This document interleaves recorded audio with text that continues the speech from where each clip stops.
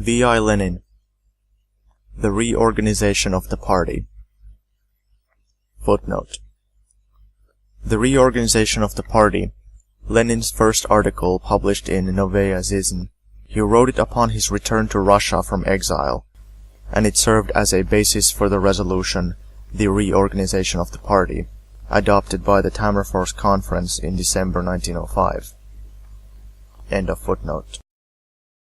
Published in Novaya Zhizn, numbers 9, 13, and 14, on November 10th, 15th, and 16th of 1905.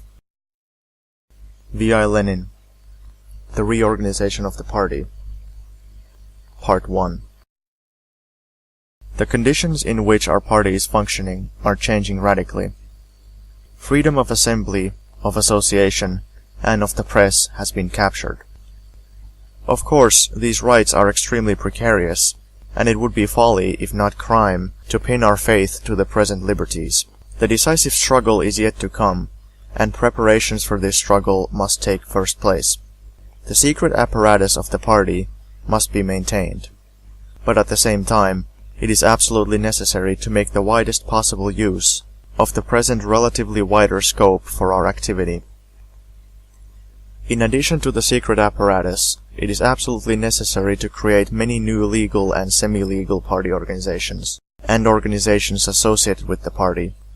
Unless we do this, it is unthinkable that we can adapt our activity to the new conditions or cope with the new problems. In order to put the organization on a new basis, a new party congress is required. According to the rules, the party should meet in Congress once a year, and the next Congress should be held in May 1906. But now it is essential to bring it forward. If we do not seize this opportunity, we shall lose it, in the sense that the need for organization which the workers are feeling so acutely will find its expression in distorted, dangerous forms, strengthen some quote-unquote independence or other, etc. Footnote. The quote-unquote independents. Members of the Independent Social Labor Party, an organization of agents provocateurs founded in St. Petersburg in the autumn of 1905 on instructions from the Tsarist government, with the direct assistance of the secret police. The party, which was Zubadovist in type, sought to divert the workers from the revolutionary struggle.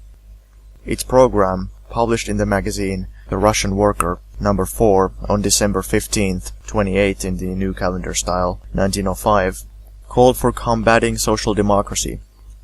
By the beginning of 1908, the party had ceased to exist, having failed among the masses of the workers. End of footnote. We must hasten to organize in a new way. We must submit new methods for general discussion. We must boldly and resolutely lay down a new line. The appeal to the party, published in this issue and signed by the Central Committee of our party, lays down that new line, I am profoundly convinced, quite correctly. Footnote. The appeal to all party organizations and all social democratic workers, subheaded, on the occasion of the 4th Congress of the RSDLP, was published in Novaya Zhizn, number 9, on November 10th, 23rd in the New Calendar Style, 1905. End of footnote. We, the representatives of revolutionary social democracy, the supporters of the majority, have repeatedly said that complete democratization of the party was impossible in conditions of secret work, and that in such conditions the elective principle was a mere phrase, and experience has confirmed our words. It has been repeatedly stated in print by former supporters of the minority. See a pamphlet by a worker with a preface by Axelrod, the letter signed A Worker, one of many, in Iskra, and in the pamphlet Workers on the Party Split. Footnote. This refers to the new opportunist Iskra. After the 2nd Congress of the RSDLP, the Mensheviks, aided by Plekhanov, took Iskra into their own hands. From November 1903 on, beginning with its issue number 52, Iskra became a Menshevik mouthpiece. It existed till October 1905. End of footnote. That in fact it has proved impossible to employ any real democratic methods and any real elective principle. But we Bolsheviks have always recognized that in new conditions, when political liberties were acquired, it would be essential to adopt the elective principle. The minutes of the Third Congress of the RSDLP prove this most conclusively, if indeed any proof is required. Thus the task is clear: to preserve the secret apparatus for the time being, and to develop a new legal apparatus. As applied to the Congress, this task, the concrete fulfillment of which demands, of course, practical ability and a knowledge of all the conditions of time and place, may be formulated as follows: to convene the Fourth Congress on the basis of party rules, and at the same time to begin immediately, at once, application of the elective principle. The Central Committee has solved this problem. Committee members inform as representatives of fully authorized organizations, in fact as representatives of the party's continuity, attend the Congress with the right to vote. Delegates elected by the entire party membership, and consequently by the masses of the workers belonging to the party, are invited by the Central Committee, in virtue of its right to do so, to attend the Congress with voice but no vote. The Central Committee has declared, furthermore, that it will at once propose to the Congress to change this consultative voice into the right to vote. Will the full delegates of the committees agree to this? The Central Committee declares that in its opinion they will unquestionably agree to it. Personally, I am profoundly convinced of this. It is impossible not to agree to such a thing. It is inconceivable that the majority of the leaders of the social democratic proletariat will not agree to it. We are sure that the opinion of party workers, most carefully registered by Novaya Zhizn, will very soon prove the correctness of our view. Even if a struggle takes place over this step, to convert the consultative voice into the right to vote, the outcome is a foregone conclusion. Look at this question from another angle. From the point of view of the substance of the matter, not of its form. Is social democracy endangered by the realization of the plan we propose? Danger may be said to lie in a sudden influx of large numbers of non-social democrats into the party. If that occurred, the party would be dissolved among the masses. It would cease to be the conscious vanguard of its class. Its role would be reduced to that of a tail. That would mean a very deplorable period indeed.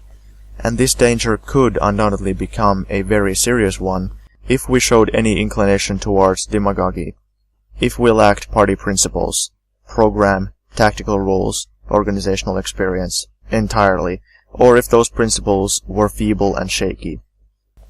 But the fact is that no such ifs exist. We Bolsheviks have never shown any inclination towards demagogy. On the contrary, we have always fought resolutely, openly and straightforwardly against the slightest attempts at demagogy. We have demanded class consciousness from those joining the party. We have insisted on the tremendous importance of continuity in the party's development. We have preached discipline and demanded that every party member be trained in one or other of the party organizations. We have a firmly established party program, which is officially recognized by all social democrats, and the fundamental propositions of which have not given rise to any criticism. Criticisms of individual points and formulations is quite legitimate and necessary in any live party. We have resolutions on tactics, which were consistently and systematically worked out at the Second and Third Congresses, and in the course of many years' work of the Social Democratic Press. We also have some organizational experience, and an actual organization, which has played an educational role and has undoubtedly borne fruit, a fact which may not be immediately apparent, but which can be denied only by the blind or by the blinded. Let us not exaggerate this danger, comrades. Social democracy has established a name for itself, has created a trend, and has built up cadres of social democratic workers. And now that the heroic proletariat has proved by deeds its readiness to fight, and its ability to fight consistently, and in a body for clearly understood aims, to fight in a purely social democratic spirit, it would be simply ridiculous to doubt that the workers who belong to our party, or who will join it tomorrow at the invitation of the Central Committee, will be social democrats in 99 cases out of 100. The working class is instinctively, spontaneously social democratic, and more than 10 years of work put in by social democracy has done a great deal to transform this spontaneity into consciousness. Don't invent bugaboos, comrades. Don't forget that in every live and growing party, there will always be elements of instability, vacillation, wavering. But these elements can be influenced, and they will submit to the influence of the steadfast and solid core of Social Democrats. Our party has stagnated while working underground. As a delegate to the Third Congress rightly said, it has been suffocating underground during the last few years. The underground is breaking up. Forward then, more boldly, take up the new weapon, distribute it among new people, extend your bases, rally all the worker Social Democrats round yourselves.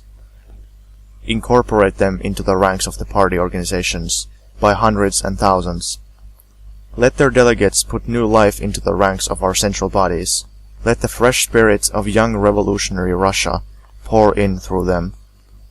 So far, the revolution has justified all the basic theoretical propositions of Marxism, all the essential slogans of social democracy, and the revolution has also justified the work done by us, Social Democrats. It has justified our hope and faith in the truly revolutionary spirit of the proletariat. Let us, then, abandon all pettiness in this imperative party reform. Let us strike out on the new path at once. This will not deprive us of our old secret apparatus. There is no doubt that the Social Democratic workers have recognized and sanctioned it. Practical experience and the course of the revolution have proved this 100 times more convincingly than it could have been proved by decisions and resolutions. It will give us fresh young forces rising from the very depths of the only genuinely and thoroughly revolutionary class, the class which has won half freedom for Russia and will win full freedom for her, the class which will lead her through freedom to socialism. Part 2. The decision of the Central Committee of our party to convene the 4th Congress of the RSDLP, published in Novaya Zhizn No. 9, is a decisive step towards the full application of the democratic principle in party organization. The election of delegates to the Congress, who will come there first with the right to a voice but no vote, and will then undoubtedly receive the right to vote, must be carried through within a month.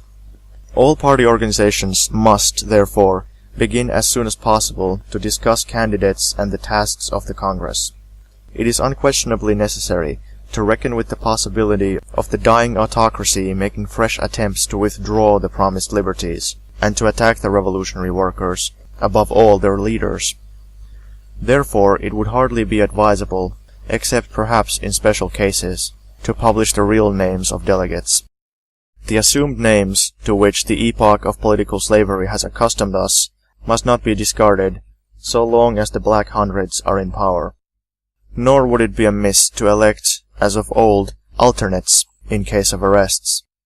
However, we shall not dwell on all these precautions of secrecy, since comrades acquainted with the local conditions of work will easily overcome all the difficulties that may arise in this respect.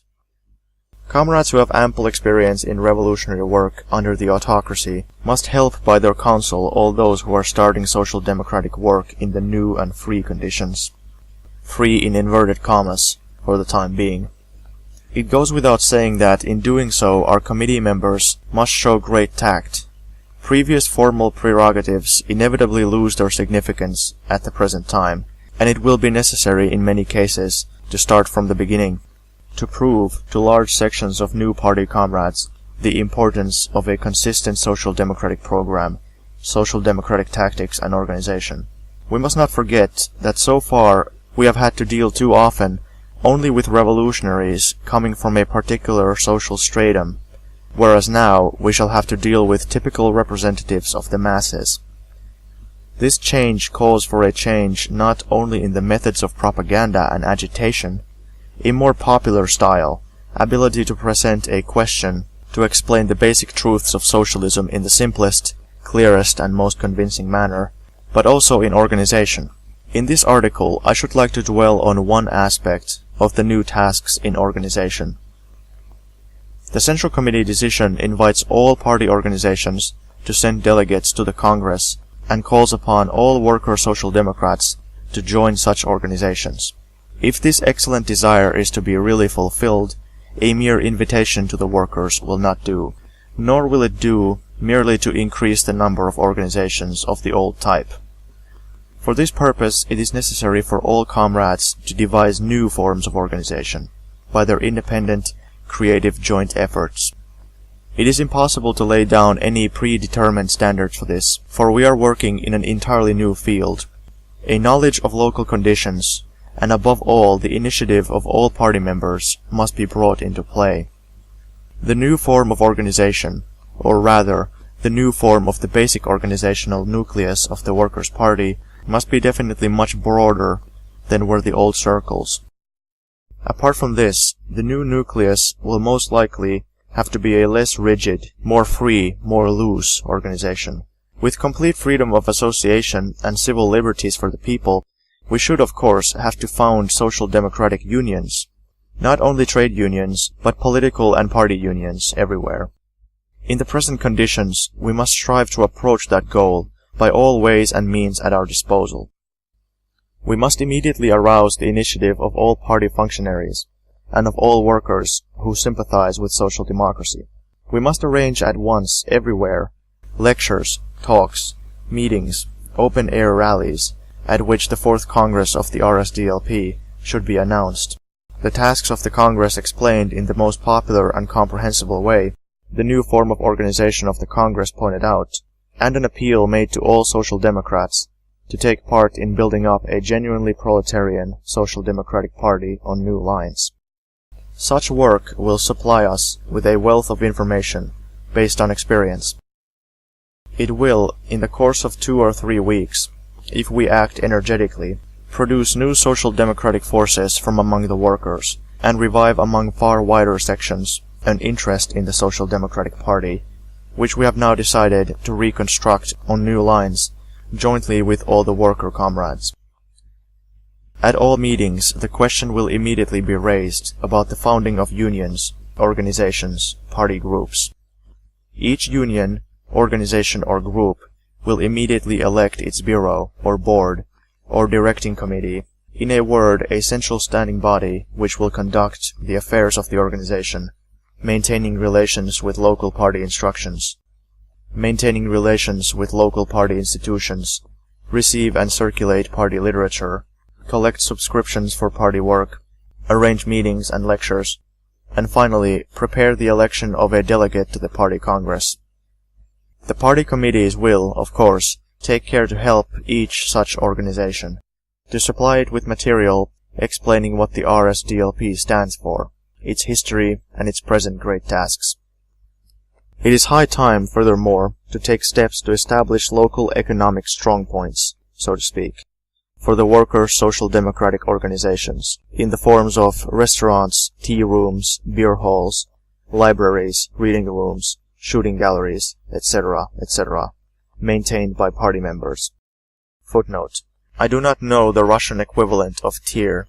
Lenin uses the French word, translator's note, by which I mean a place for target practice, where there is a supply of all kinds of firearms, and where anyone may for a small fee practice shooting at a target with a revolver or rifle.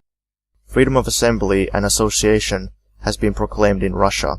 Citizens have the right to assemble and learn how to shoot. This can present no danger to anyone. In any big European city, you will find such shooting galleries open to all, situated in basements, sometimes outside the city, etc., and it is very far from useless to the workers to learn how to shoot and how to handle arms.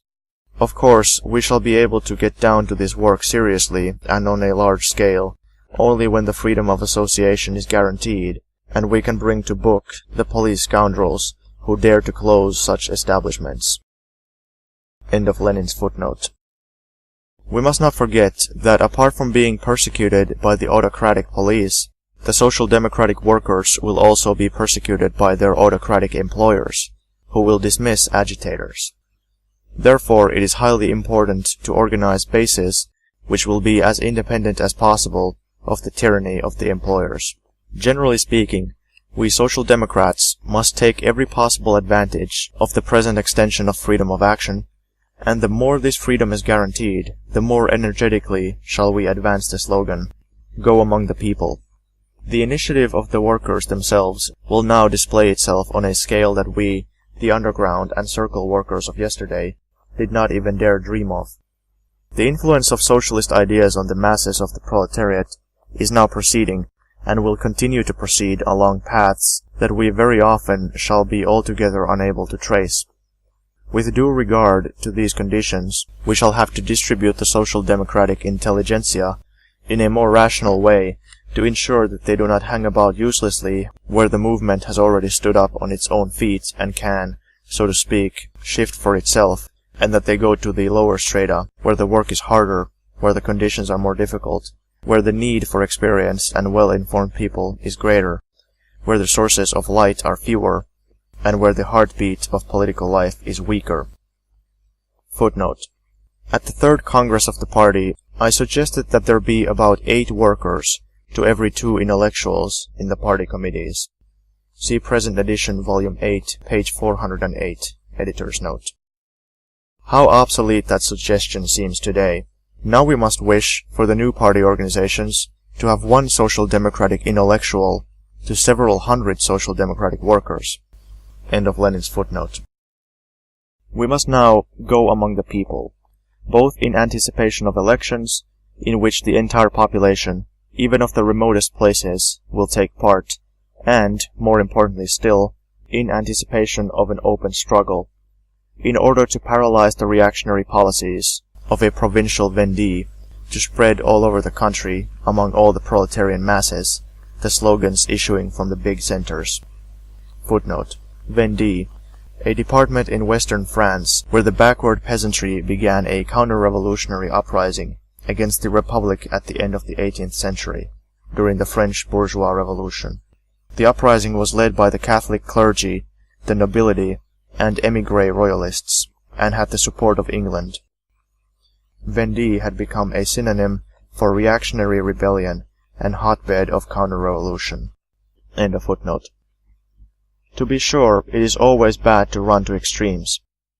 To organize the work on the most stable and exemplary lines possible, we shall even yet often have to concentrate our best forces in some important center or other. Experience will show the proportion to be adhered to in this respect. Our task now is not so much to invent rules for organizing on new lines, as to develop the most far-reaching and courageous work which will enable us at the 4th Congress to sum up and set down the data obtained from the experience of the party. Part 3. In the first 2 sections, we dealt with the general importance of the elective principle in the party, and the need for new organizational nuclei and forms of organization.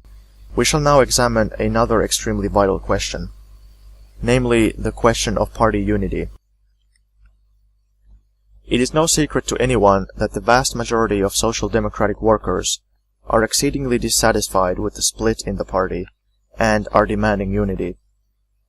It is no secret to anyone that the split has caused a certain cooling off among the social democratic workers, or workers ready to become social democrats, towards the social democratic party.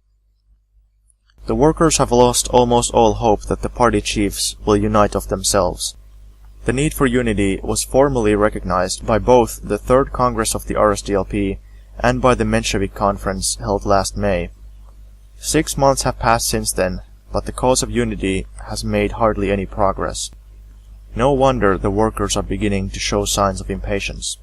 No wonder a worker, one of many, who wrote on unity in Iskra and in a pamphlet published by the majority, Workers on the Party Split, published by the Central Committee, Geneva, 1905, had at last threatened the social democratic intelligentsia with a quote-unquote fist from below. Some social democrats, Mensheviks, did not like that threat at the time. Others, Bolsheviks, thought it legitimate and, at bottom, fully justified. It seems to me that the time has come when the class-conscious worker social democrats can and must carry out their intention. I will not say threat, because this word smacks of accusations, of demagogy, and we must do our utmost to avoid both.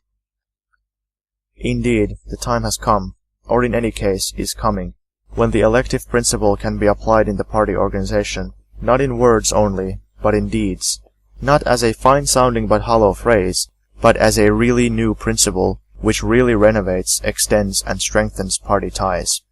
The majority, represented by the Central Committee, has directly appealed for the immediate application and introduction of the elective principle.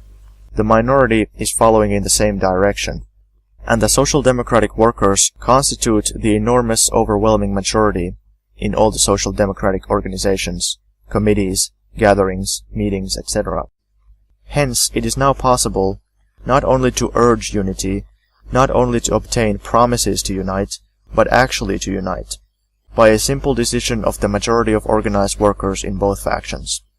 There will be no imposition, since, in principle, the need for unity has been recognized by all, and the workers have only to decide in practice a question that has already been decided in principle. The relation between the functions of the intellectuals and of the proletariat, workers in the social democratic working class movement, can probably be expressed with a fair degree of accuracy by the following general formula. The intelligentsia is good at solving problems in principle, good at drawing up plans, good at reasoning about the need for action, while the workers act and transform drab theory into living reality. And I shall not in the slightest degree slip into demagogy, nor in the least belittle the great role played by consciousness in the working class movement, nor shall I in any way detract from the tremendous importance of Marxist theory and Marxist principles, if I say now, both at the Congress and at the conference we created the drab theory of party unity. Comrade workers, help us to transform this drab theory into living reality. Join the party organizations in huge numbers. Turn our 4th Congress and the 2nd Menshevik Conference into a grand and imposing Congress of social democratic workers. Join with us in settling this practical question of fusion. Let this question be the exception.